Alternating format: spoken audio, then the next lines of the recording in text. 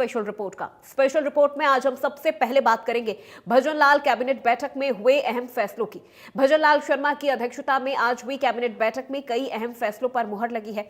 बैठक के बाद डिप्टी सीएम प्रेमचंद बैरवा, मंत्री जोगाराम पटेल और राज्यवर्धन सिंह राठौड़ ने संयुक्त प्रेस कॉन्फ्रेंस कर फैसलों की जानकारी दी है। डॉक्टर प्रेमचंद बैरवा ने बताया कि प्रदेश में निवेश और रोजगार बढ़ाने के लिए Rajasthan industrial park promotion policy 2026 को मंजूरी दे दी गई है। अब इंडस्ट्रियल पार्क स्थापित करने के लिए कम से कम 50 एकड़ भूमि आवश्यक होगी। जो निवेशक सबसे पहले इंडस्ट्रियल पार्क स्थापित करेगा उसे 20% कैपिटल सब्सिडी दी जाएगी, यानी यदि कोई 100 करोड़ रुपए का निवेश करेगा तो सरकार 20 करोड़ रुपए वापस देगी। सरकार का फोकस अब कम विकसित क्षेत्रों में निवेश को प्राथमिकता देने पर रहेगा। जो निवेशक कम उद्योग वाले क्षेत्रों में उद्योग लगाएगा उसे वरीयता मिलेगी। साथ ही निवेश पोर्टल पर भूमि की पूरी जानकारी उपलब्ध कराई जाएगी, जिससे डेवलपर्स को सुविधा मिले और प्रक्रिया तेज हो। कैबिनेट में एक और बड़ा फैसला लेते हुए जयपुर में बनने वाले जयपुर मंडपम प्रोजेक्ट की लागत संरचना में बदलाव किया गया है। इससे पहले प्रोजेक्ट की लागत 3055 करोड़ रुपए थी, जिसमें राजस्व गैप के कारण राज्य सरकार पर वित्तीय भार आ रहा था। अब प्रोजेक्ट को 5800 करोड़ रुपए की नई संरचना के साथ विकसित किया जाएगा और राज्य सरकार को सीधे तौर पर कोई आर्थिक भार नहीं उठाना पड़ेगा, बल्कि लगभग 10 करोड़ रुपए का लाभ होगा। इसके अलावा एक महत्वपूर्ण राजनीतिक निर्णय भी लिया गया है। अब राजस्थान में 2 से अधिक संतान होने पर भी चुनाव लड़ने की अनुमति दी जाएगी।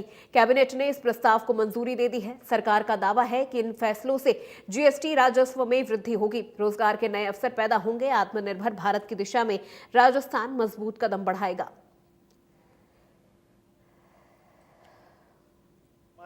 राजस्थान में के अजमेर राजस्थान आयुर्वेद योग तथा नेचुरोपैथी विश्वविद्यालय अजमेर विधेयक 2026 का कैबिनेट में मंजूरी दी गई। वर्तमान में प्रदेश में केवल जोधपुर जिले में ही एक हमारा आयुर्वेदिक विश्वविद्यालय संचालित है। बजट वर्ष 2024-25 में एक और विश्वविद्यालय खोलने की जो घोषणा की गई थी, इस बजट घोषणा को पूरा करते हुए अजमेर में आयुर्वेद योग एवं प्राकृतिक चिकित्सा विश्वविद्यालय की स्थापना की जाएगी। इसके लिए द राजस्थान आयुर्वेद योग एवं नेचुरोपैथी यूनिवर्सिटी अजमेर विधेयक 2026 के प्रारूप का अनुमोदन आज मंत्रिमंडल की बैठक में किया गया। इससे केंद्र सरकार की राष्ट्रीय शिक्षा नीति एवं राज्य सरकार की आयुष नीति के उद्देश्यों एवं लक्ष्यों की प्राप्ति की दिशा में प्रभावी कार्य किया जा सकेगा। प्रदेश में एक और आयुर्वेदिक विश्वविद्यालय की स्थापना से आयुर्वेद योग व नेचुरोपैथी, यूनानी, होम्योपैथी आदि के क्षेत्र में शिक्षण, प्रशिक्षण एवं अनुसंधान को बढ़ावा मिलेगा। इससे भारतीय चिकित्सा पद्धति की अत्याधुनिक चिकित्सीय सुविधा आसानी से उपलब्ध हो सकेगी तथा प्रदेश में आयुष क्षेत्र में मेडिकल टूरिज्म को भी बढ़ावा मिलेगा। वो आयरन ओर की माइन का जो ओर है, जो वहाँ से निकल रहा है माइनिंग से, उसको इस्तेमाल करने के लिए एक कंपनी आगे आई है जिसने कहा है कि हम आयरन ओर को स्टील में बदलेंगे, लोहे में बदलेंगे। तो वो 500 करोड़ का निवेश करना चाहती है। उसको हमने 53 हेक्टेयर भूमि वहाँ पर दी है।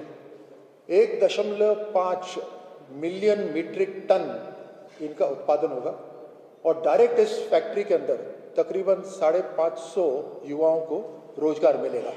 इनडायरेक्ट के अंदर तो आप समझ ही सकते हैं कि बहुत सारे ऐसे एंसिलरी यूनिट्स वहाँ पर आ जाएंगी जो इतनी बड़ी फैक्ट्री को मदद और सप्लाई चेन प्रोवाइड करेगी। ये जो प्लांट है, ये इसको कहते हैं बेनिफिकेशन और पैलेट प्लांट।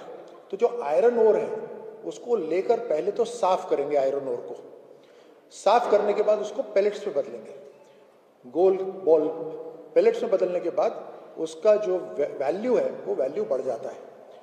अब ये समझने वाली बात है कि अगर ऐसी फैक्ट्री हम नहीं लगाते तो ये आयरन ओर अपने प्रदेश से बाहर चला जाता।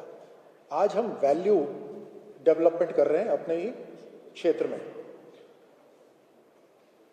इससे जीएसटी रेवेन्यू बढ़ेगा, एक्सपोर्ट पोटेंशियल बढ़ेगा, स्टील वैल्यू चेन के अंदर मजबूती आएगी और आत्मनिर्भर भारत का ये सपना भी पूरा करता है। निर्णय लिया है, पंचायत राज के विकास की आधार धूली है हमारा। पूर्व में इसका शब्द था ग्राम सेवक, अब है इसका वीडियो, और उससे अफसर बड़ा होता है बीडीओ, ब्लॉक लेवल ऑफिसर और विलेज लेवल ऑफिसर।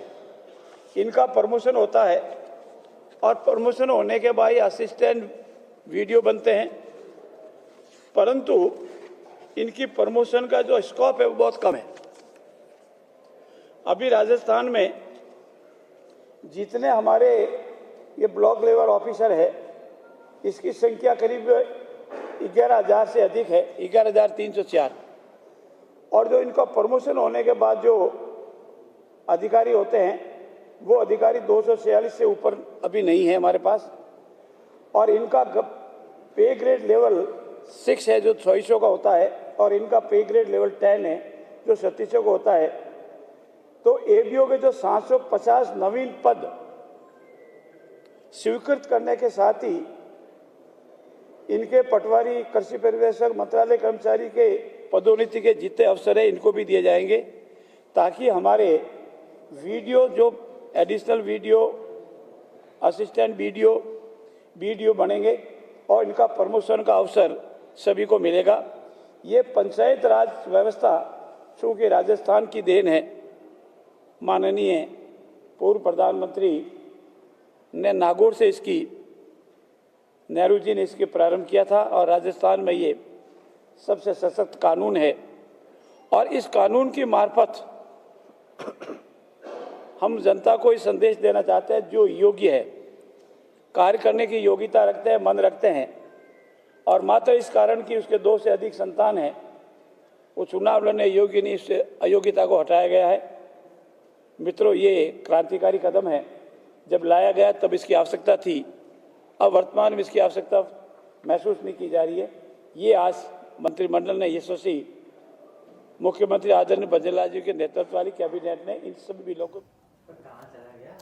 तो आइए ग्राफिक्स के जरिए जानते हैं कि भजन लाल शर्मा की अध्यक्षता में हुई कैबिनेट बैठक में क्या कुछ अहम फैसले लिए गए हैं। सबसे पहले आपको बता दें कि 2 से ज्यादा संतान वाले भी अब पंचायत चुनाव लड़ सकेंगे। 2 से ज्यादा संतान वाले लड़ सकेंगे शहरी निकाय चुनाव। अजमेर में खुलेगी आयुर्वेद एंड नेचुरोपैथी यूनिवर्सिटी। तो ये भजन लाल कैबिनेट में लिए गए कुछ बड़े फैसले हैं जो आपको यहां ग्राफिक्स के जरिए हम बता रहे हैं। राजस्व, आसूचना और आर्थिक अपराध निदेशालय बनेगा। इसके अलावा जयपुर में 5800 करोड़ रुपए में बनेगा भारत मंडपम। तो ये बड़े फैसले और कुछ अहम फैसले जो भजन लाल कैबिनेट की बैठक में आज लिए गए हैं। 2 से ज्यादा संतान वाले भी पंचायत चुनाव लड़ सकेंगे, शहरी निकाय चुनाव लड़ सकेंगे। इसके अलावा अजमेर में खुलेगी आयुर्वेद एंड नेचुरोपैथी यूनिवर्सिटी। राजस्व, आसूचना और आर्थिक अपराध निदेशालय बनेगा। साथ ही जयपुर में 5800 करोड़ रुपए में बनेगा भारत मंडपम।